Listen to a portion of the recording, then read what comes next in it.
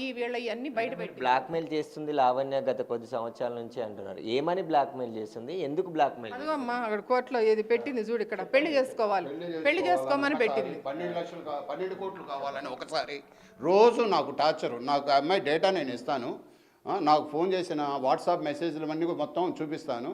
రాత్రి 1:40 నుండి 3:30 వరకు ఫోన్ చేసి నిద్రపోనీయకుండా ఆ అమ్మాయితో చాలా గౌరవంగా మాట్లాడా. అమ్మా నువ్వెవరో నాకు తెలీదు, నువ్వెందుకు నన్ను నిశ్చిస్తావు, మా వయసుకైనా గౌరవం ఇవ్వు. అర్ధరాత్రి పూట మేము పడుకునేదే కొద్దిగా టైము, మేము 12:30 నుండి 3:30 వరకు పడుకుంటాం, మమ్మల్ని ఎందుకు ఈ టైంలో ఇసుకిస్తావు అని ఎన్నోసార్లు నేను మాట్లాడాను. ఆ రికార్డు కూడా మీకు పెడతాను. ఆ అమ్మాయి డబ్బులు ఎందుకు ఇవ్వమని బ్లాక్మెయిల్ చేసింది మిమ్మల్ని? ఇదిగో ఇప్పుడే వస్తున్నా, కాసుకోండి, మిమ్మల్ని అందరినీ మీడియా మొత్తం వస్తుంది. ఇదిగో కేటీఆర్కి పెట్టాను, ఇదిగో జగన్కి పెట్టాను, ఇదిగో నరేంద్ర మోడీకి పెట్టానని ట్విట్టర్లో ఫోటోలు పెట్టడం, మళ్ళీ తీసేయటం, అవి కూడా ఉన్నాయి నా దగ్గర. మొత్తం మీకు చూపిస్తాను. ట్విట్టర్లో పెట్టడం, మళ్ళీ 1 గంట ఆగి తీసేయటం. ఇదిగో మీడియా వస్తుంది, కాసుకో, హే నువ్వు కాసుకో, మీరు ఇంకా దర్గా ఉండదు, మీకు ఇది ఉండదు, మీరు రోడ్డు మీదకి రావాలి, ఏం చెప్తే తమాషా అని డబ్బులు అడగటం. ఇదిగో అన్నీ ఉన్నాయి నా దగ్గర. ఎన్ని డబ్బులు అడుగుతుంది? 12 కోట్లు అడిగింది ఫస్ట్, తర్వాత 8 కోట్లకు వచ్చింది, తర్వాత 2 కోట్లకు వచ్చింది, తర్వాత 50 లక్షలు ఆడియో రిలీజ్ అయింది. టార్చర్ చూడండి, అసలు ఎంత టార్చర్ అంటే. ఈ అబ్బాయి చాలా మంది అమ్మాయిల జీవితాలతో ఆడుకున్నాడు, అనేక వీడియోలు ఉన్నాయి హార్డ్ డిస్క్లో, అందుకే పోలీసులు అరెస్ట్ చేసిరని చెప్తున్నారు. ఏమండి, పోలీసులు అదుపులోకి తీసుకుంటే పోలీసులు రిలీజ్ చేయాలి ప్రెస్కి. దానిలో 3, 4 తప్పితే ఇంకా వేరే వాళ్ళ ఎవరివి లేవు, ఫోటోలు కానీ వీడియోలు కానీ ఎవరివి లేవు. ఆ 3లో ఒక అమ్మాయి ఆల్రెడీ కంప్లైంట్ పెట్టింది, ఇదే నార్సింగ్ స్టేషన్లో కంప్లైంట్ పెట్టింది. ఇదే ఇంకొక అమ్మాయి బిగ్ న్యూస్లోనే, మీ ఆర్ న్యూస్లోనూ వచ్చి చెప్పింది, ఇలా మేము మా ఇద్దరి అంగీకారంతో తీసుకున్నాం ఫోటోలు అంటే. వీడు చేసిన తప్పేనండి, ఆ తప్పు చేశాడు కాబట్టి ఈరోజు మేము తలదించుకున్నాం. ఎవరైనా పెట్టుకోకూడదు, తప్పది.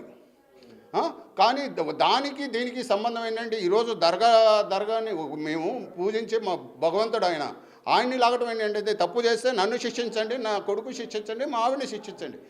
ఈ మీడియా వాళ్ళంతా కూడా లేనివేని కొత్తవన్నీ రాసి బాబాగారి ఫోటోలు చూపించటం, బాబాగారిని చూపించటం, ఏబిఎన్ వాళ్ళు కానీ వీళ్ళు కానీ ఎన్టీవీ వాళ్ళు కానీ. అసలు దర్గా ఏం చేసిందండి?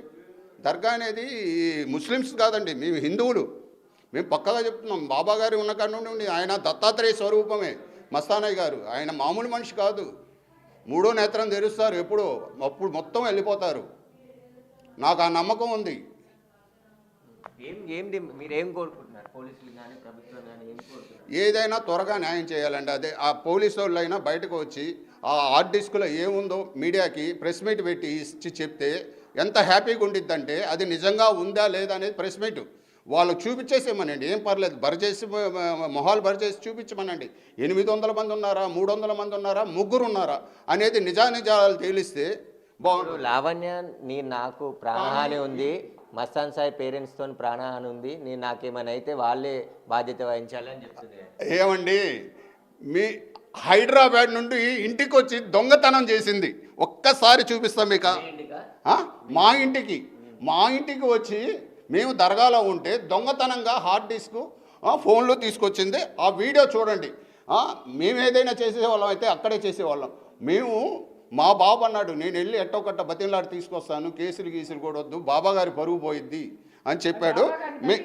బెదిరిస్తుంది అమ్మాయి, బాబా గారిని బయటికి లాగుతానని బెదిరిస్తుంది, మీ దర్గా పరువు తీస్తానని బెదిరిస్తుంది అని చెప్పబట్టేనండి ఇంతకాలం మేము ఆగాము, లేకపోతే అప్పుడే కేసులు పెట్టి చేసేవాళ్ళం. అంటే గుంటూరులోనే ఆల్రెడీ కేసు పెట్టింది, మళ్ళీ ఎందుకు మస్తాన్ సాయి ఇక్కడ ఈమె దగ్గరికి వచ్చి ఇంట్లో ఉన్నాడు? మరి ఒకవేళ ఆమె ట్రాప్ చేస్తే అదేనండి, అది ఉండిపోయిందండి, ఆ ఫోన్ ఉండిపోయింది. ఇది మా ఇల్లు చూడండి, ఇంట్లో ఎంత దర్జాగా దొంగతనం చేసుకొని వెళ్తుందో వచ్చి. డేట్ ఉంది చూడండి, డేటు టైం కూడా ఉంది. అక్కడేమో ఎక్కడో బాంబేలో ఉన్న రాజ్ తరుణ్ ఇంటికి వెళ్ళి మనం ఇక్కడ హైదరాబాద్లో లొకేషన్ పెడితేనే తెలీదు. అలాంటిది ఇలాంటి లొకేషన్లన్నీ పోలీసు వాళ్ళ దగ్గర నుండి యాక్సెస్ తీసుకొని ఆ అమ్మాయి ఎంత ధైర్యంగా వస్తుందంటే, వచ్చి పోలీసుని మీడియాని కూడా ఇలా చేస్తుంది ఆ అమ్మాయి. మేము దర్గాలో ఉంటామండి పూజలో. అదే టైంలో మేము ఎక్కడున్నాము కూడా చూపిస్తాం. ఇది చూడండి, ఆ అమ్మాయి వచ్చింది కదా,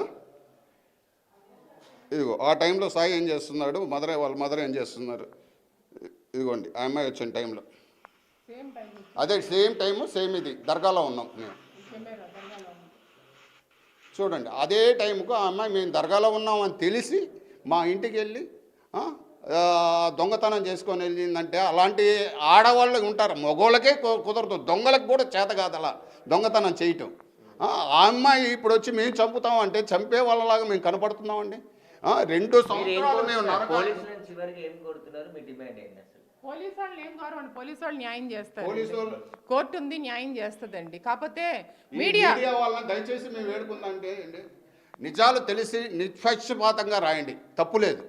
కానీ అభూత కల్పనలు ఒక అమ్మాయి ఇలా వచ్చి పోలీసు వాళ్ళ ద్వారా తీసుకున్నారా మీరు వీడియోలు అవన్నీ వేయండి, తప్పులేదు, ఇంకా చేయండి.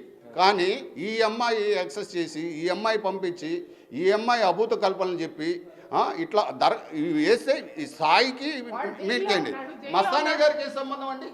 మస్తానా గారు ఏం చేశారు? జైల్లో ఉన్నాడు. ఫోన్ ఎట్లా యాక్సెస్ అయితే ఆ ఫోన్ నుండే యాక్సెస్ జరుగుతుంది.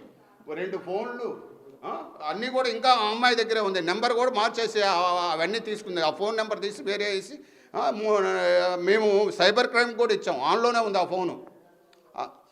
ఇంత దారుణంగా ఇంత ఇదిగా ఆ అమ్మాయి ఇంతమందిని టార్చర్ పెడుతుంది. ఎక్కడో బాంబేలో ఉన్న రాస్తారుని వాళ్ళ ఆ ఇంటికి వెళ్ళి కొట్టిందంటే చూడండి, ఫోన్ లాక్కుంటుంది. ఈ అమ్మాయి చేసే పనే ఇది, ఫోన్లు ఇవి లాక్కోవటం. సీక్రెట్స్ ఏమి లేకుండా ఉంటాయండి, ఫోన్లు ఎవరు సీక్రెట్స్ ఏమి లేకుండా ఎవరో ఏయో మాట్లాడుకుంటా ఉంటారు, అన్ని తీసేసుకొని మీడియాలో కేటీఆర్కి సాయి మస్తానికి సంబంధం వీళ్ళిద్దరు